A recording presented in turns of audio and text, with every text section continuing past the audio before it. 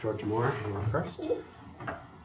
Do any of you see any incentives for Iran, even with the U.S. withdrawal, to refrain from pushing forward on a nuclear weapons program? Well, my view is that they're not ready. They don't want to be attacked by the United States and Israel. Even though I don't think that attack would push them more than best damage of 2 to 3, maybe more, but probably not much. So I think they would take action with kind of salami approach to see what's the reaction of the world, what is known. I agree with Jeffrey that it will be more not break out, but rather sneak out, with kind of, cat and mouse kind of play with the rest of the world to see how the world will respond. I don't think they will be very provocative. I think they will be circumspect. I think they will be cautious, but they will push the limit as much as they can. I think initially I also agree with Jeff. They would like to see what's the possibility, what's the feasibility of keeping some kind of agreement, kind of despite the U.S. What is it like to, are we able to marginalize the United States? My gut feeling, I'm not sure if I'm correct, but my gut feeling is that it will be very difficult for them. So that's my reading. And the rest of you want to? Yeah, I guess one of the things I wanted to say is one of the ways that Iran, I think, is different than North Korea is that there are more politics, and there are, and that matters, at least in the way that it looks like these programs play out to me, where it's usually a small group of people who want to do something like build a nuclear weapon or build an ICBM. And then there are a lot of other people who say, well, this is going to get us in a lot of trouble and there's going to be a lot of pain and, that's your business, but I've got this other business and I don't really care about that. And so one of the reasons I think we've seen that the Iranians were so sensitive to the revelation, sorry, George, I'm trying to talk over my shoulder. But you can talk the other way. Yeah, it's weird. You're talking about both sides of your It makes me feel so bizarre. One of the reasons that we saw the Iranians be so sensitive to pressure is the advocates for a nuclear weapons program were relatively small in number, and it's the same with the missile program. The missile program wanted to keep going, and then the Supreme Leader put the range limit on them, and so the people who were dissatisfied with that got into space launch. So I think that the Iranians will still be sensitive to pressure, and so there are incentives for them to restrain themselves. But where I become critical of our policy choices is that having struck a deal and then walked away from it, it's not much harder for the people who would have argued for restraint to make some credible argument. Because now when the missile people go back to the Supreme Leader and they say, the 2,000 range limit, it's 2,000 kilometers, it's like, what do you think you're accomplishing by that? Because the Americans are still going to criticize you. So it may tip the balance in that direction. And then I also worry, it's the boy who cried wolf. Having walked away from this, if we ever accuse the Iranians of building a secret nuclear facility, who on earth is going to believe us? The Iranians will deny it and they'll say it's just another American plot, and they'll get further with that argument than they would have. So I do think there are still sources of restraint. I think they have been damaged in different ways by this decision. If I might use the chair's prerogative to just weigh on this particular question briefly, and then we'll move on to more questions. If Iran was the kind of stereotypical unitary rational actor that IR theory textbooks like to talk about, I think Avner's take makes sense, that they would want to proceed very cautiously.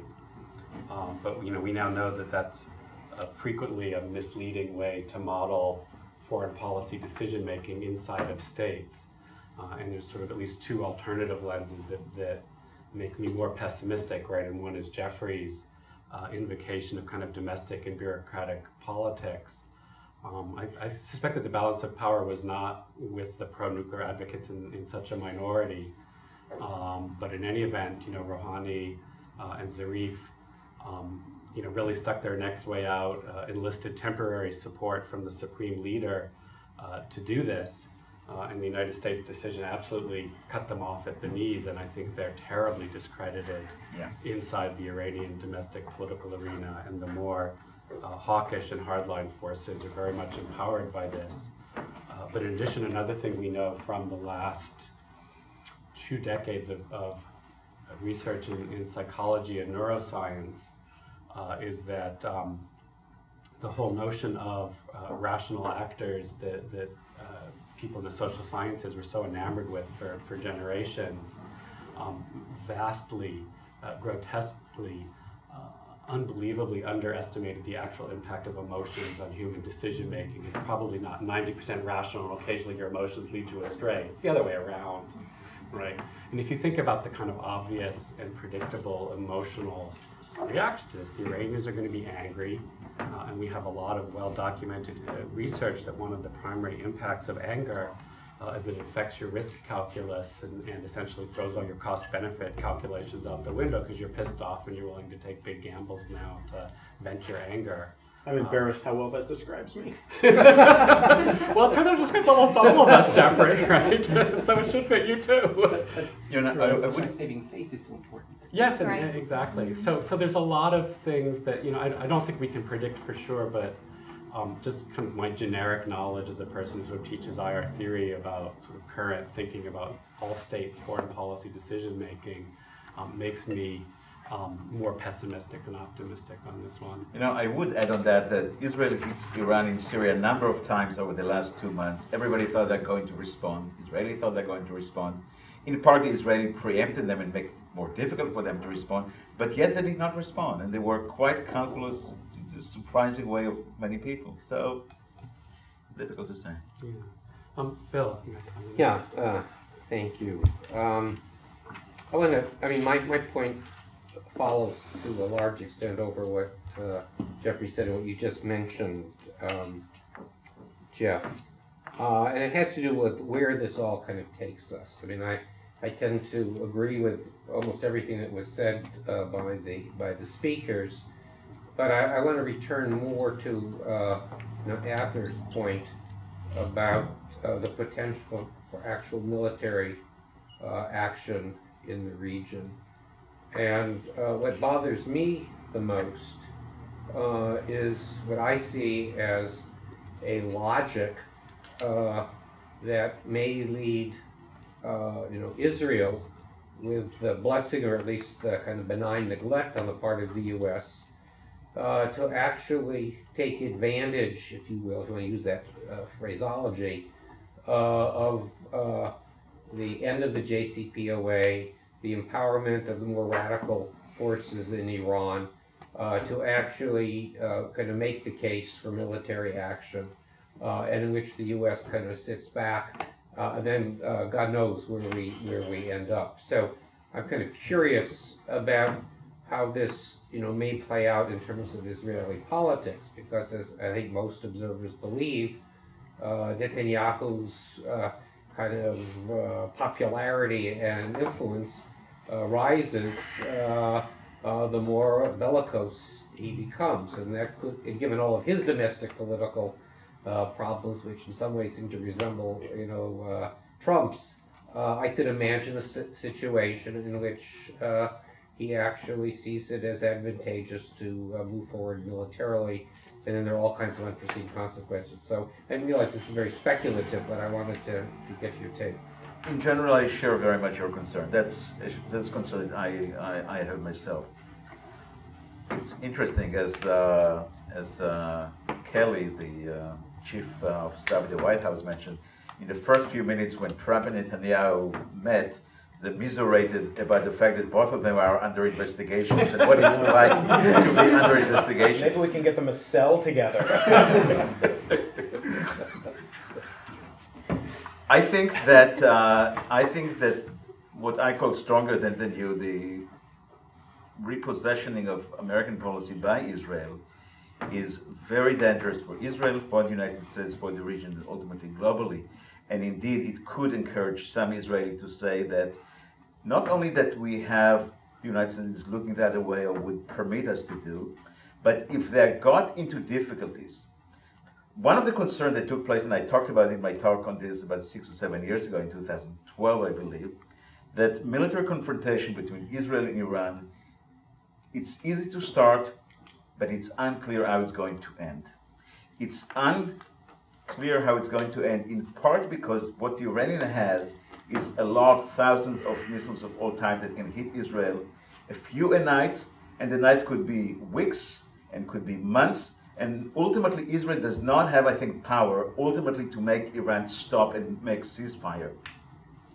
The view was that that kind of situation, that Iran kind of drops missiles of Israel in that kind of, it happened in the city of the war of the city between Iraq and Iran during in the late 80s. It could take a long time, and you need to have intervention of the United States power to make Iran stop it. And I don't think it will be even necessarily very easy for the United States. So it could be all sorts of scenarios which are very complicated, and ultimately you leave to Benjamin Netanyahu the decision at what point he wants to make Iran weaken. I mean, his calculation is broad, is to dwarf Iran as a rival in the region. So I share this interest very much. My distance eyesight is not great. Is that an us in the back? Is that hand up? Yeah, I had actually two questions, mostly towards I wanted to ask Professor Cohen. First is the sanctions brought up this moderate regime.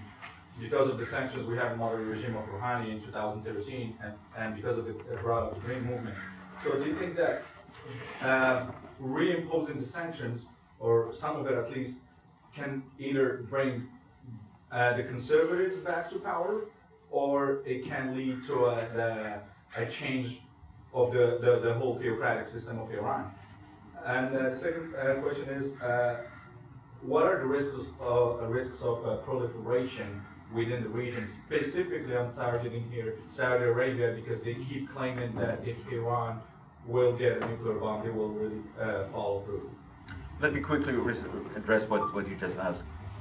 I'm not expert on Iran. I follow what's going on there, but I don't see myself as an expert. I don't know Persian, and I'm not expert. But I think that part of the philosophy of regime change is to put as much squeeze, to press them as much as possible. Ultimately, the bourgeois, the middle class, the traders, and all those people will not be able to manage that, and ultimately they would rebel. I think that's part of the calculation. I was amazed. It was clear to me that Bolton wrote the speech of the president, and I was amazed at the direct and very specific, very explicit reference to regime change. And I think that's exactly the view that Netanyahu was pushing into the White House. And with Bolton, it's a great alliance. So I'm concerned whether it can work or not. I'm not in position to say. I doubt it, but I'm not in position to judge. About the Saudi Arabia, yes. I mean, Saudi Arabia said many times, especially recently by the Crown Prince, the fact that they're going to respond, and anything that Iran would have, they would match it. So yes, and that's against Israeli interests. Do you or maybe Bill or Kearns want to weigh in on that one? What's the likelihood of reactive proliferation here, or Moira? Yeah, I was going to weigh in on it, and don't hold your breath for regime change in Iran. If we have some Iranian experts, I'd love to hear their thoughts. Maybe my information is dated. I did visit Iran as a guest of the Ministry of Foreign Affairs and studied Iranian politics many years ago, but we're not going to see regime change. Anyone who could take on the mantle of leadership after the Islamic regime falls has already left the country. There's nothing there to fill the void, and it's just pure folly to think that this can happen. Yeah, I was going to say two things. I mean, one is about regime change. It's a peculiarly American fantasy. Mm-hmm. And Israeli. Well, okay. I'm sorry that it's contagious. I study China's nuclear program, and Americans had this idea that Americans either think that there are no politics in a country, And when confronted with the fact that there are politics, they sort of point out the fact that there's not like a wimpy pro-American party that's set to take power as evidence that there's no politics. And we're like really bad about recognizing that actually sometimes there are politics. It's just that the spectrum of politics runs from people who really hate us to people who don't trust us, right? And so we have this idea that we're going to get rid of the supreme leader and he's going to be replaced by somebody else. But that somebody else is probably, I mean, it's not like Rouhani loves us, I mean, that's about the best we're going to do. In terms of reactive proliferation, Philip's not here, but Philip Blake, wrote a lovely dissertation where I think he points out, talk is cheap. It's easy to say you're going to proliferate. It's harder to follow through. So I will plug Philip's work and say that, but then I will put a little footnote that says, every year that goes by, these technologies are a year older, and so the barriers to entry fall, and especially when we look at Iran, they are so much further along than I would expect, or than you would just sort of naturally think. And so, we say it would be really hard for Saudi Arabia, and that was probably true 10 years ago, and it might be true today. It would be interesting to wonder how, once this is an 80-year-old technology, how hard it is for them. If I can just weigh in for a moment. I mean, I would agree with what Jeffrey's just said, but there's another dimension. I mean, I think generally I believe that the reactive proliferation dynamic is often exaggerated. But in part, it was exaggerated because you had, I think, a relatively solid, if not vibrant, non-proliferation regime. You had a relatively consistent U.S. policy that, proliferation is bad. And so if all of a sudden there's a change in the U.S. attitude, the regime, as some of you learned yesterday, at the last meeting of the NPT states parties, is damaged. The foundation of that regime, which was U.S.-Russian cooperation, and before that U.S.-Soviet cooperation for non-proliferation, no longer exists. Well, I think we also tend to underestimate the interest that many states have in the NPT. That could unravel. And if countries withdraw or choose not to participate in the process, then it makes it much easier for a Saudi Arabia to get assistance as it needs for a weapons program, and others could follow suit. So I don't think that's likely to happen, but it's another dimension that we can point to historically with respect to reactive proliferation. Ferenc, do you have any insight on how close the Saudis are or not to the capability? Well, no, but I just want to follow up with what Jeffrey said. Regime change is not the only term. It's also this idea of, or mythical term, the idea of being liberators. Right. And John Bolton has been saying, because I've read now these old New York Times articles, whatever, that John Bolton said in the 1990s. We're going to be liberators. Right? We learn from that, I hope. So Ferenc, in your talk, you mentioned the well-known George Santayana quote that those who can't remember the past are condemned to repeat it. But I think we're living in an era that puts a different spin on that quote because we don't remember the same past. Right. It's like, so Yes. those of us who are sitting in this room, we Yes. look back on the 2003 invasion of Iraq and we think, what a terrible mistake that was. John Bolton still thinks it was a success and the right thing to do. Right. He's not even reading the same lesson of history as the rest of us, which makes it all the more harder to have this argument. So I think I saw Nate. Did you have a hand up? No. Okay. So Fatih, I think you are next. Let me introduce myself. My name is Fatih. I am a student at MPTS program. I am originally from Turkey. I used to be an officer in Turkish Army. And my question is about the relationship between the non-proliferation policy of US and the current geopolitics in the Middle East. So my question is mainly to Professor Cohen, but if other professors would like to answer it, I would be happy to hear. What is the relationship between the geopolitics of Iran and Turkey and their alliance and the current US decision to back off from the agreement? Let me explain it more. right now, Iran, I mean, you can find a lot of articles about that. Iran has paramilitary forces in most of the Middle Eastern countries. So they, in some aspect, dominate those areas. For example, when we think Turkey, no one talks about Turkey, but because not many people know what's going on in the transformation in Turkish army right now. So I can say that they they purge most Western pro-NATO officers and putting new people that has Shia and Sunni Islamist ideology. I mean, one person can be a Sunni or Shia, it doesn't matter, but when you think the politics in a extremist religious way, it is dangerous. So these people are things dangerous because you can find many statements, they always say the West is our greatest enemy and US is the greatest Satan and Israel is the small Satan.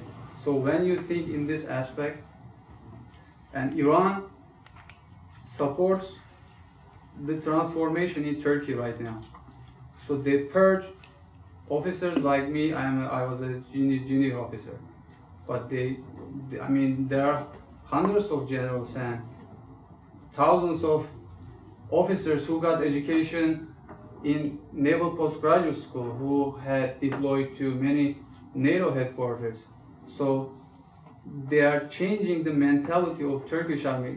Turkey is just an example. Right now they integrated their paramilitary forces to Iraqi army. It's like maybe 50 or 60,000. So then you think all these issues in geopolitics terms, how do you see the US decisions? Is it really related to those geopolitics? Well, as you know, the news of today were that Rouhani and Erdogan were just talking about meeting again and making some sort of alliance or coordination in their efforts against Israel and vis-a-vis the United States also. So defiance against the United States. So it's in the making. As you know, today the Israeli ambassador left Istanbul, left Ankara, and went back to Israel, and the Israeli TV talked about the fact that he was humiliated at the airport, just as Israel humiliated the Charge d'Affaires Turkish when he was admonished in the Israeli. This happened today, the Israeli Ministry of Foreign External Affairs. So what you're talking about, this is changes that happen in the geopolitics of the region. As you know, 50 years ago, Israel and Turkey were very friendly, especially on the military side, and there was a lot of underlying connections. They're all gone. And it's a really concern. So where it will go, it's difficult to say, but there is a stronger alliance between Turkey and Iran. That's definitely true. Mr. Roth? So I just want to elaborate on something that Bill said. This again would be more of a statement rather than a question.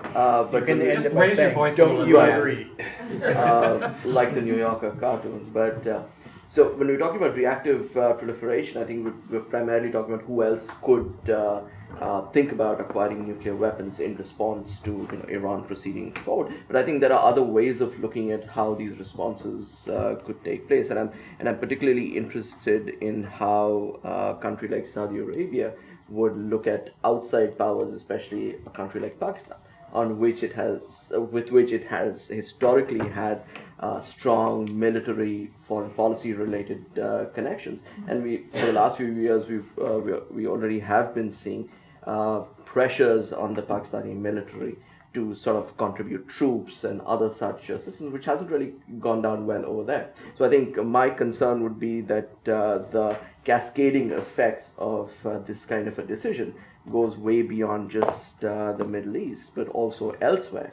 and beyond just the nuclear element of the issue.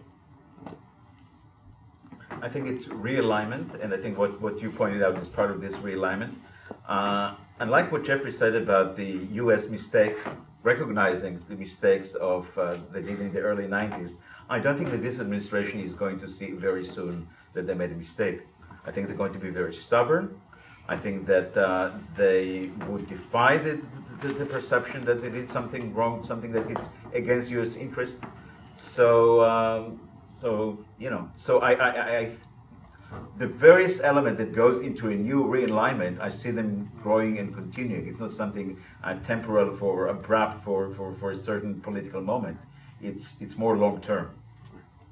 I mean, it would be hard for President Trump and his advisors to see almost any outcome as a mistake, because I think, as both you and Ferenc implied in your talks, and I agree with this, to the extent that there's a strategic logic in thinking to the decision, I mean, the only way I can make sense of it is that they expect this to lead to a scenario in which the United States uses military force, and that's the active preference, right? That in the thinking of Trump and his inner circle, they're so convinced that the Iran deal will fail one way or another, and at some future date, Iran will start to sprint towards a bomb, that rather than wait for that later failure, they're following a classic, better sooner than later logic.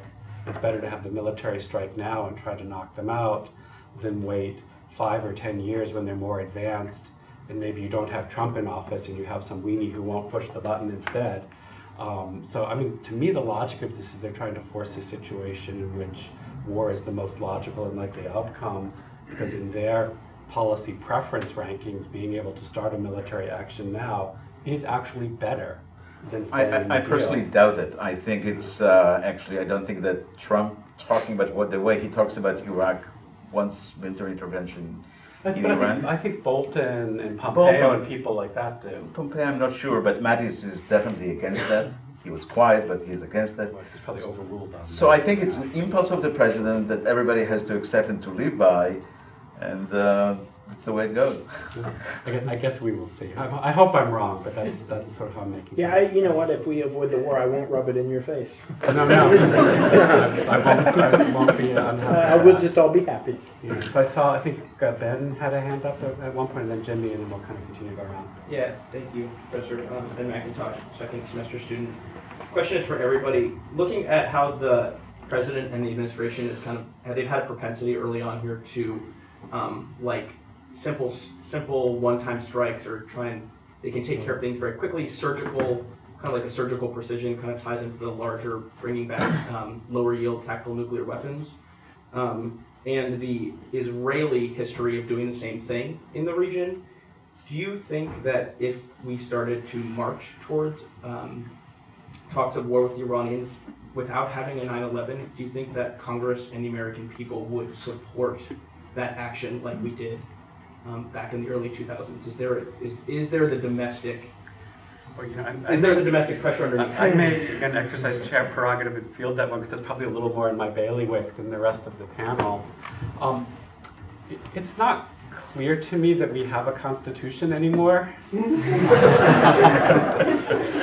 that I think that President Trump would be willing to authorize military action, invoking his powers as commander-in-chief, and cut Congress out of the loop entirely.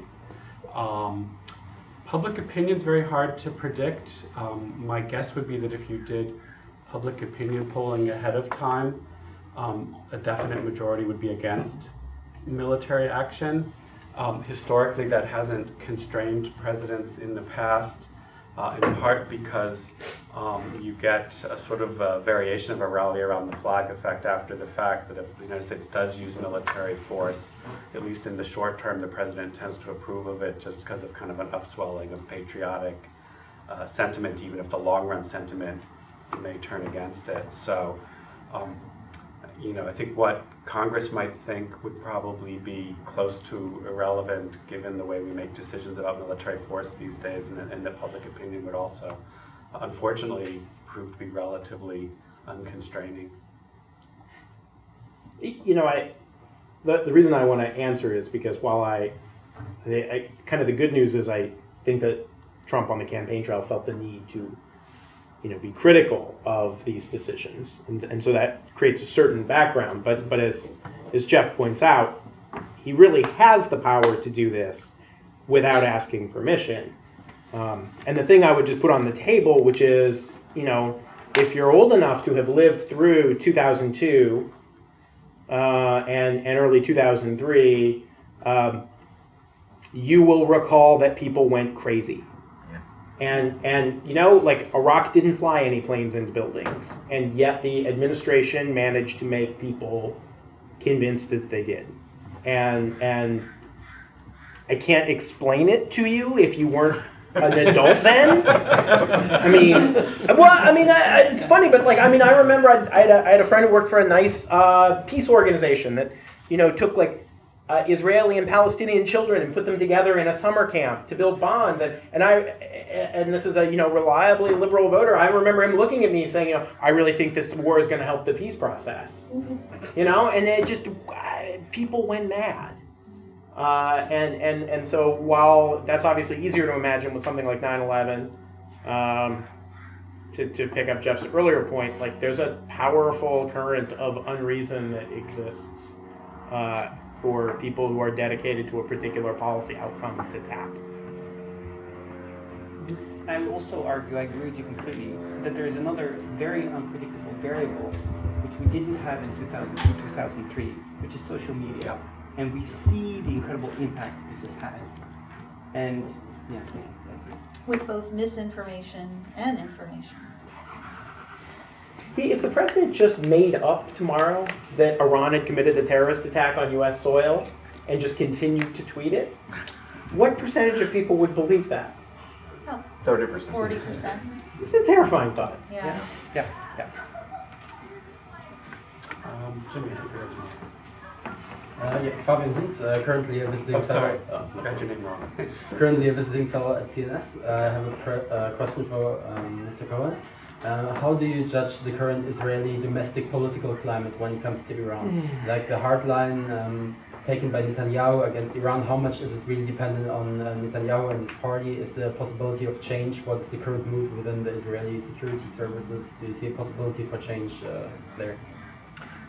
So the professionals, that is to say the head of the security organization, including most recently the chief of staff, Gadi Eisenkot, and others, they all said that the Iran's deal has problems, but nevertheless the position was similar to General Mattis. Nevertheless, it will be worthwhile to pursue it rather than to have nothing, which could accelerate towards hostilities. They're not in position to dispute openly with the Prime Minister. The Prime Minister, indeed, in the context of the last few weeks, is strong despite all these investigations. It's fragile. He's strong, but at the same time, it's fragile. So there is, even today, new information about the investigations. Suddenly, from having, right now he has 31 members in the Israeli parliament, the Knesset, out of 120. During the last 9 months, he was at the level of 24, 26, 27 by the polls. In the last 2 weeks, he jumped to 35. So the political environment, he seems like as a winner. He got this unexpected alliance with Trump. Essentially, is viewed by the Israeli president, I think there is some truth to that, as if Trump bought his philosophy. He's more articulated than Trump. His vocabulary is not 200 words. And the result is that there is a sense of arrogance, even euphoria, right now in Israel. Israel was able, effectively, to hit Iran very badly in Syria. Essentially, they hit many missiles that could have hit Israel later. So there is a sense we are strong, we can do a great deal, and now we don't even have to hesitate because the United States is behind us. So that sense that's kind of arrogance is there, and it's, in my view, it's very dangerous. Such a cheery panel today. Yeah. Sarah, I think I saw your hand there. Thank you. Yes. Hi, everyone. Sarah Bidgood. I'm a research associate here. For those of us who were at the talk yesterday and who just came back from the NPT PrepCom, there's, I think, another narrative to build on what Ferenc was saying, that the U.S. has kind of abandoned the impetus to establish a WMD-free zone in the Middle East. And I'm wondering, first of all, how pulling out of the JCPOA, reinforces that narrative, and additionally, what implications you think that will have for kind of giving Iran and other states in the region to proliferate because this mandate has kind of been withdrawn. What's interesting is that the Israeli position that this is not a time with no interest to talk about it, and it's obviously we're not NPT members, so all this conversation has nothing to do with us, essentially got a full approval in the United States. It was interesting that when Benjamin Netanyahu talks about they lie about the Iranian with his presentations, and some commentators, myself included, say actually Israel lied just as much in the 60s. Damona, that's a swimming pool. What happened was that, he had a blitz in America, Netanyahu, with all the networks. Except one, nobody asked him about Israel's nuclear weapons. He was talking openly about Iran. And except the CBS, and he responded in a way that silenced the CBS correspondent, nobody even asked him. What about the hypocrisy that Israel has that? I mean, you talk about the NPT and all that, you're not a member of the NPT. No, nobody, it's kind of almost impolite to raise those questions today, in the climate today.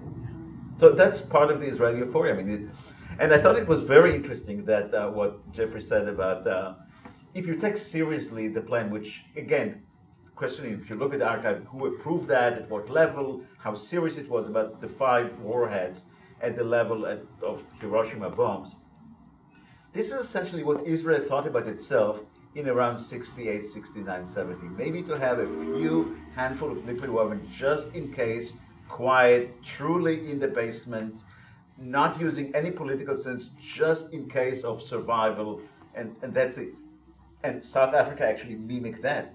So it's interesting that Iran is somewhat mimicked the Israeli early thought about opacity, when opacity was still opaque.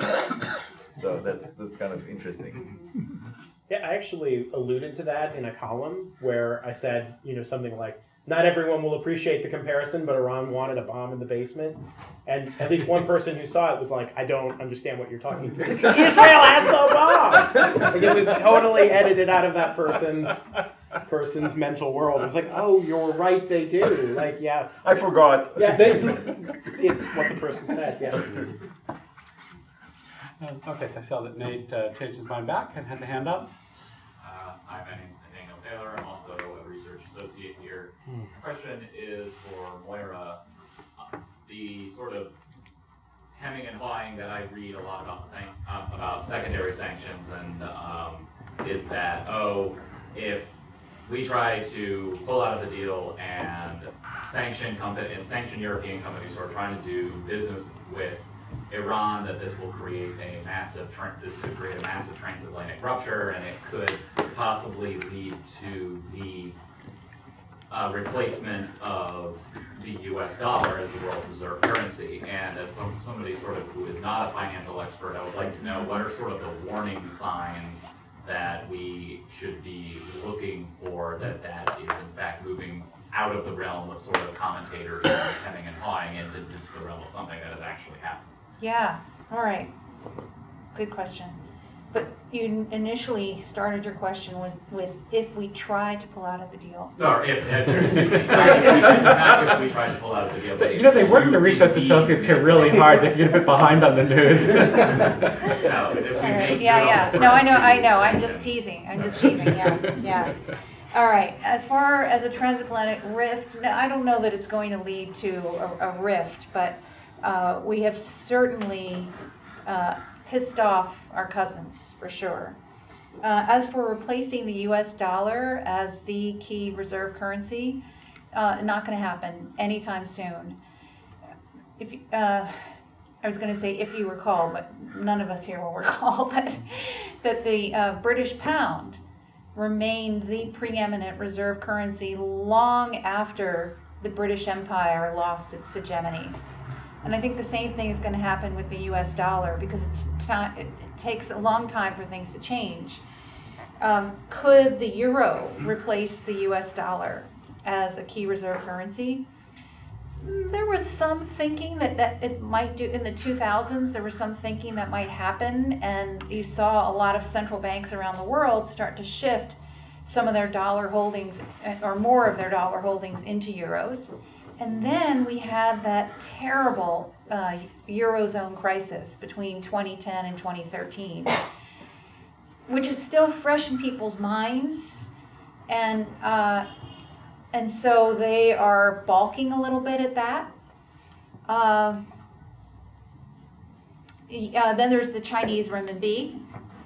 And on the one hand, China would love to have the advantages that go along with having, the key primary reserve currency, but that's not going to happen anytime soon. China, at this, they want something and then they don't want it. Doesn't want it to happen anytime soon, because the Chinese renminbi is not yet freely convertible. And to make it freely convertible, China would have to relinquish a lot of the control that it currently insists on, including all of the capital controls it has in place, and they do not want to let go of that control. And so that is such a long way off. We're talking decades way off. So none of that's going to happen anytime soon. Instead, what the Europeans are trying to do is figure out a legal way around these sanctions and exploring every single option, the same way that California and Oregon and Washington and Colorado are doing, going back to marijuana businesses, because it's dangerous for these marijuana businesses not to have a bank account. They have to have armed guards in front of their safes, and they are exploring setting up weed banks, basically banks that are just going to service those businesses. And it's tricky because they won't be able to get FDIC insurance because that's at the federal level, and there are a lot of things that they can't quite work out yet, but they're exploring it. And that's what I mean by innovation. We're going to see a lot of innovation that will render all of these foreign policy tools that we have, like financial sanctions, obsolete. So that's what I see happening in the future. Could maybe do one or two more questions if anybody else has Can I add a footnote to what I was saying about regime change in Iran? The Iranian Revolution is going to have its 40th anniversary next year. 4 decades. That means that more than 2/3 of the population, maybe even 3/4 of the population in Iran, wasn't even born before the Iranian Revolution. Institutions have changed, everything has changed. They changed the whole educational system. So all of those people grew up in a completely different educational system. They don't even know what life was like prior to the revolution. All they've known is an Islamic republic. That's it. At the same time, they are capitalists at heart. Okay? You ask any Iranian, they're capitalists at heart. And they could care less, really, who is in power as long as they can conduct free trade and et cetera. And we missed an opportunity, a big opportunity during the Clinton era. The moderates were in power. This is before what's his name? Before Ahmadinejad, right? Before Ahmadinejad. Yeah. Right. Yeah. The moderates were in power. We had an opportunity to re-engage with them commercially, economically. That's how you win hearts and minds. Not by trying to engage politically. And you know who opposed it? The people in the State Department who still remember the humiliation, going back to saving face and humiliation, who still remember the humiliation of the American hostages and the takeover of the U.S. Embassy. It's like, please, get over it. But they couldn't. They could not get past it. Maybe I'll bring us to a close with an anecdote that you triggered in my memory. So, the year of the Islamic Revolution in Iran was, I think, my freshman year of college, and I was sort of active already on campus in good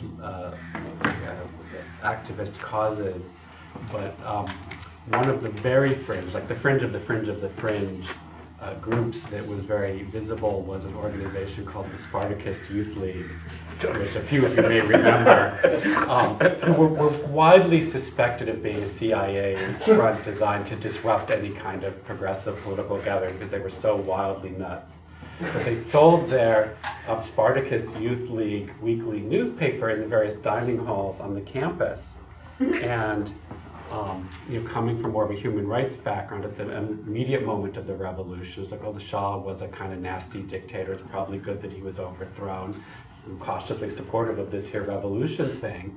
And they circulated what was, I think, a very non-orthodox Marxist interpretation, which was the Shah had represented capitalism, but the Ayatollah represented feudalism, and in a historical sequence that Marxists don't believe is actually possible to happen, Iran had reverted from capitalism back to feudalism, and therefore the revolution was bad. And at the time I was like, this is so nuts! And then I'm like, that was probably the most important thing I learned in college. That's a pretty good interpretation. Is that Harvard? Yeah. So now that I've completely thrown everybody off of whatever it was you were thinking, let's at least acknowledge our panelists one more time.